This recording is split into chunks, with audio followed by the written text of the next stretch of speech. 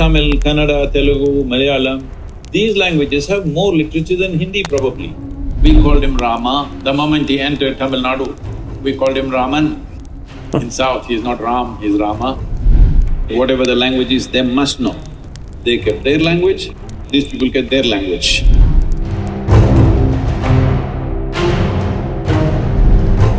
We spoke about soil at length in the beginning. I'm curious to know your ideas on this big South versus North contestation on the language war. It started with the Bollywood star demanding that Hindi be pushed, and then there's a big pushback from Southern stars. Your idea on Nation was formed in a certain way. When you form linguistic states, as language as the basis of dividing states, it is a natural promise all languages will be respected. Please keep it that way. Yes. Don't try to change the fundamental ethos of the nation just because a certain language has more population and you think you must push them down. This will not work. So if you go by that, always majority should push everybody down. That is not the nature of India. That is not the nature of India, whether in terms of religion or language or community, whatever. That is not the nature of our nation. Majority has some pains, we can sit down and discuss that. But when it comes to language, we form states on linguistic basis. That means all languages will have equal place in the country. Well, some people think if you make everything into one language, India will prosper. I don't see it that way. It is very important to create a language, it has taken thousands of years. We must understand, like Tamil, Kannada, Telugu, Malayalam, these languages have more literature than Hindi probably. So you cannot suddenly say they must go and everywhere everybody speak Hindi. That's not going to work. So what is the national language? You must understand, India is a nation, a unique nation, which is not formed on the basis of sameness of anything. Not sameness of religion, sameness of race, sameness of language, sameness of nothing. We are a kaleidoscope. That's our attraction. We must see how to make the kaleidoscope really attractive and wonderful. That kaleidoscope is not in conflict. That has always been the nature of the country and we must keep it that way. That is the beauty, that is the biggest draw for the future. If you want to draw the world towards India, not because everybody speaks one language, because every few miles somebody is speaking a different language, that is the attraction. In many ways, Rama is representative, or we can even say an embodiment of what this culture stands for. This is a culture where we don't count the value of accumulations one has. We don't count one's achievements in the world, nor do we count one's victories in war. But the most important dimension is how profound is the freedom that one has achieved within themselves. What is your level of mukti in your life? How profound is your freedom from variety of things that a human being can be afflicted with? If you look at Rama's life, I want you to understand, when Ram in Ayodhya, well, some things went wrong and went to the forest and his wife kidnapped by the Sri Lankan people, not LTT, well before that.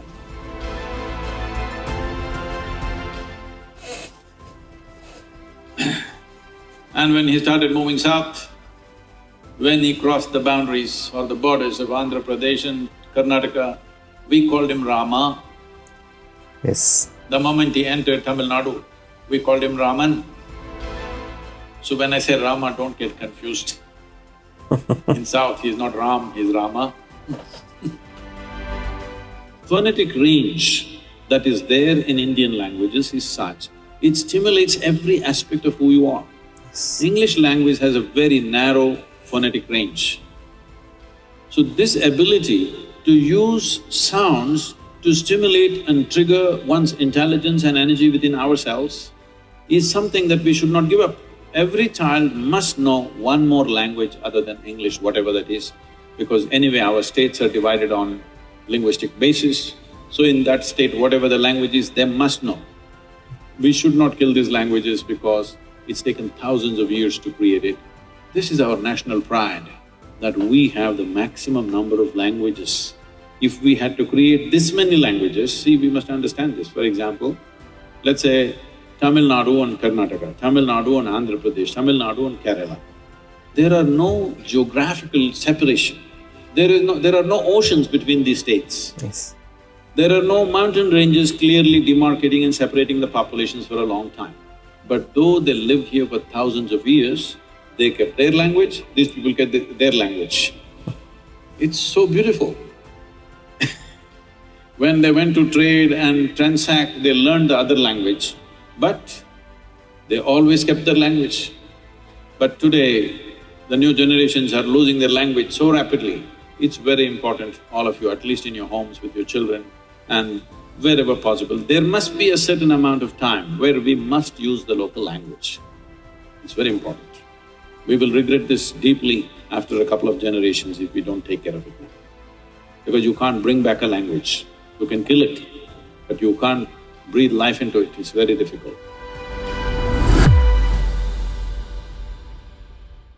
The video emphasizes the significance of Indian languages and the need for children to learn another language in addition to English.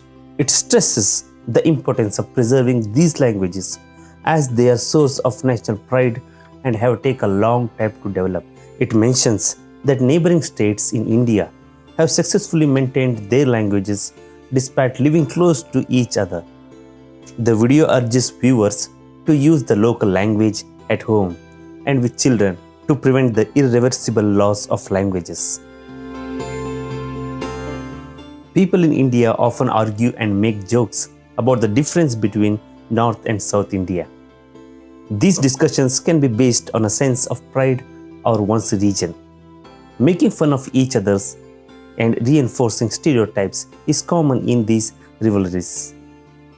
North Indians often make fun of South Indians for their skin color and their complex language, while South Indians respond by criticizing North Indians for their bad behavior and use of swear words.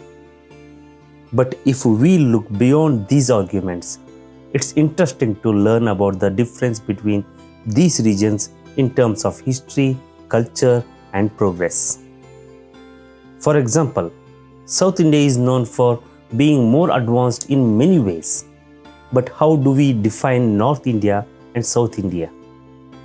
There is not any official definition, and it can be confusing. Even Uttar Pradesh, which is in North India, is not considered part of North India, according to the government. Defining North India and South India. Let's imagine that we are talking about two parts of India, North India and South India. In North India, there are states like Himachal Pradesh, Punjab, Haryana, Rajasthan, Uttarakhand, and Uttar Pradesh, and some special places like Jammu and Kashmir, Ladakh, Chandigarh, and Delhi. In South India, there are states like Kerala, Tamil Nadu, Karnataka, Andhra Pradesh, Telangana, and special places like Puducherry and Lakshadweep. Now, let's talk about the history of these two parts of India. Before India became independent, many different dynasties were ruling over both North and South India. It might seem like they were similar, but actually, there were some big differences. To explain it more simply, we can compare it to cricket matches. The battle among South India rulers were like IPL matches, where teams from different cities played against each other. On the other hand, the wars among North Indian rulers were like the T20 World Cup, where teams from different countries compete.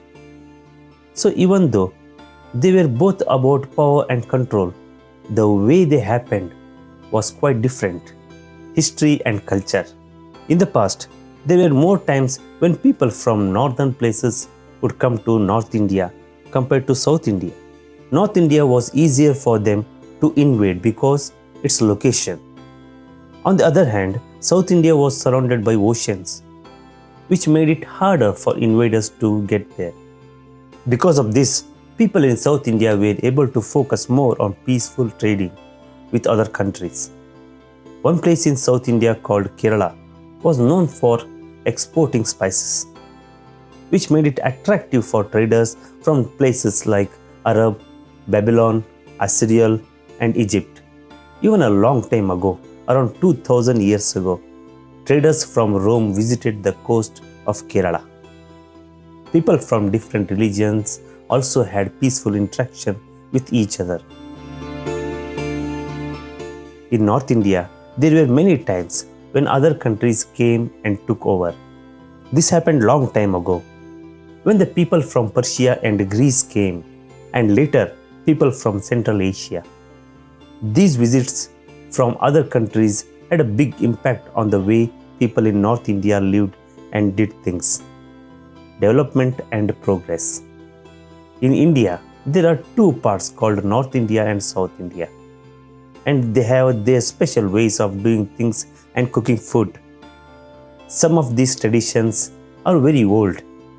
In North India, the clothes and food were influenced by the Mughal rulers, and you can see this in the snacks they eat, like samosas. But did you know that samosa came from the Middle East? They were brought to India a long time ago by chefs during the time of the Delhi Sultanas. The original samosas had meat nuts and dried fruits inside, but later they started using potatoes when the Portuguese came to India. North India has a lot of different cultures mixed, like a colorful blanket. This happened because different cultures met and influenced each other over a long time. On the other hand, South India developed on its own. So they have their own languages, dances, and traditions that are unique to them. When we want to understand how well a place is developing, we often look at something called Gross Domestic Product, GDP, per person. By looking at information from 2020 and 2021, we can see that the states in the southern part of India generally have more money per person compared to the states in northern part. This means that people in southern states have more access to things like education, healthcare, and a good standard of living. It was not always like this though, because when India became independent, both our north and south were similar in terms of development. The differences in how well different parts of South India have grown and developed can be explained by the rules and plans that the state governments made in the past. These plans helped to make the population grow more slowly, and they also made sure that people had good healthcare and education. The governments also made sure that women had a say in politics. Some examples of these plans including giving free meals to school children in Tamil Nadu, making rules to encourage technology companies to come to a place like Hyderabad, and making a special rules for the technology industry in Karnataka. These ideas helped South India to have a good future. In addition, South Indian states have been able to use money sent by their people living in other countries to help with education and taking care of people.